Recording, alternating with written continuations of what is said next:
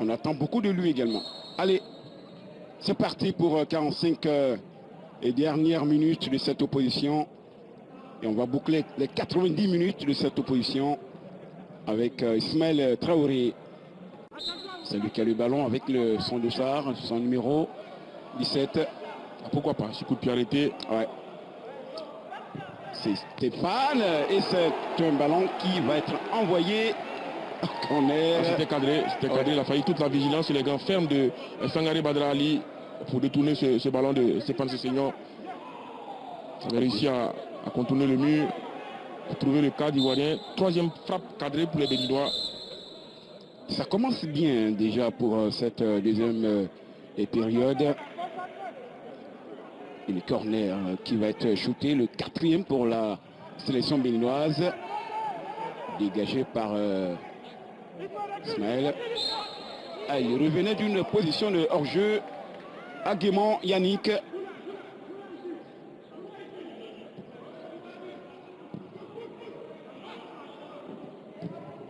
Les Ivoiriens qui vont repartir, combiner avec ces Béninois.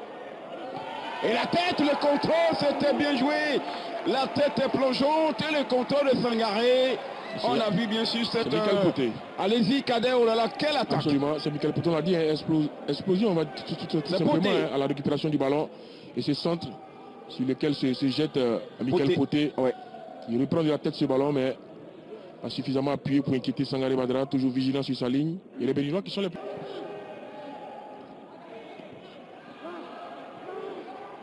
Venir tranquillement pour contrôler. Pour l'instant, ils réussissent à trouver les bons enchaînements. Oui. La frappe. S'il avait eu le ballon, Stéphane Sessegnon. Je crois qu'il a été contré, si je ne m'abuse. On a vu encore cette remise intelligente de Steve Mounier pour Stéphane Sessegnon, qui gagne tous ses duels de la tête. L'attaquant de EDS. Constaté sur votre petit écran. Les Béninois entreprenants. Avec une possibilité, bien sûr, de Mounier, qui a été bien repris. Ils sont encore là, les Béninois, avec Poté. La composition était belle, mais finalement, ça va sortir. Ah, c'est bien l'engagement qu'ils mettent, l'intensité. Adéoti, Poté, ça combine bien du côté du Bénin. On l'a dit qu'il est monté en puissance dans cette seconde période et qu'il a été installé dans la moitié du terrain ivoirienne. Le nouveau du football à la va-vite. Et c'est Soukou qui envoie le ballon. Et la tête. C'était bien joué. Steve Mounier encore, une nouvelle fois. Quatrième duel aérien gagné par l'attaquant de Huddersfield. Mais qui montre qu'il est très à l'aise dans les airs, même si pour l'instant il n'arrive pas à se montrer efficace. Mais déjà une grosse présence athlétique de ce joueur-là, âgé de 24 ans. Oui, mais c'est déjà rassurant. Kader. Comme vite. Attention, on va suivre ce coup franc. Alagbi, Saturnin se met en exergue et contrôle ce ballon. Regardez. Ah oui, vicieux ce ballon de Max Alain Gradel. N'hésite pas à dézonner.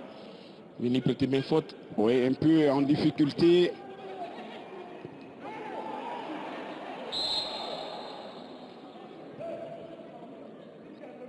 Grosse faute de Steve Mounier, porteur du numéro 9.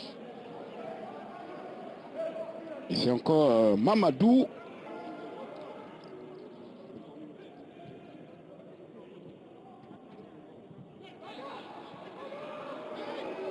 Attention, il est passé, la frappe, le crochet. Et qui est là? La reprise. Le crochet de Max Alain et la frappe derrière, le contrôle de Alagbi. C'est bien cet enchaînement de Max Gradel, de Bakayoko sur le côté et de Franck Kessé notamment, mais qui va finalement finir dans les gants de Saturnin Alagbi, toujours fort et présent sur sa ligne de but. Ouais.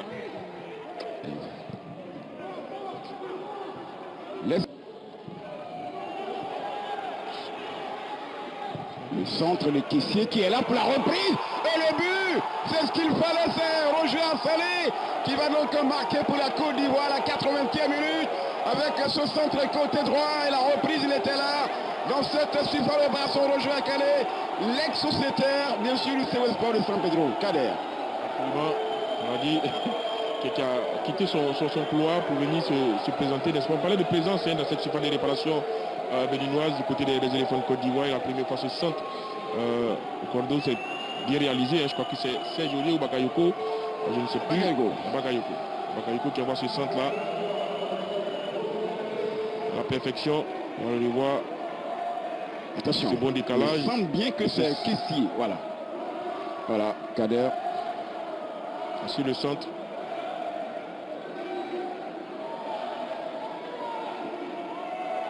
Rodrigue qui va entrer. Les Béninois, la frappe et l'égalisation du Bénin. On a du mal à conserver cet acquis. Et seulement 1 minute après, les Béninois mettent les pendules à l'heure. Après la réalisation de, bien sûr, Assalé Roger.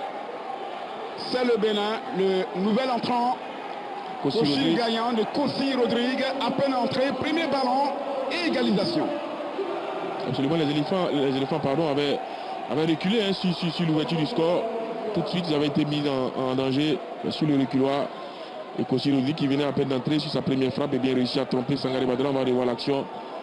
Sur le côté, pourtant, ils sont pourtant au nombre, les Ivoiriens. Ce mauvais renvoi. Et cette frappe. Et absolument qui tente de se racheter. Mais là, il y a l'intelligence dans la course du joueur béninois, je ne sais plus lequel. Mais qui réussit à ralentir sa course. Il sent Mas Gradel dans son dos. Il ralentit sa course. Allez, c'est le capitaine Stéphane Sesseyon. Sangaré Badara, lui aussi c'est un spécialiste dans cet exercice sur les pénaltys. Ce qui va permettre aux éléphants de Côte d'Ivoire de rester en vie en cette fin de partie. Du haut de ses 1m72, Stéphane Sesseyon, 35 ans, évolue en Turquie. Stéphane Sesseyon, il va partir. Stéphane, tranquillement, à contre-pied, il va marquer le deuxième but. Beaucoup de tranquillité, beaucoup de calme, beaucoup d'expérience.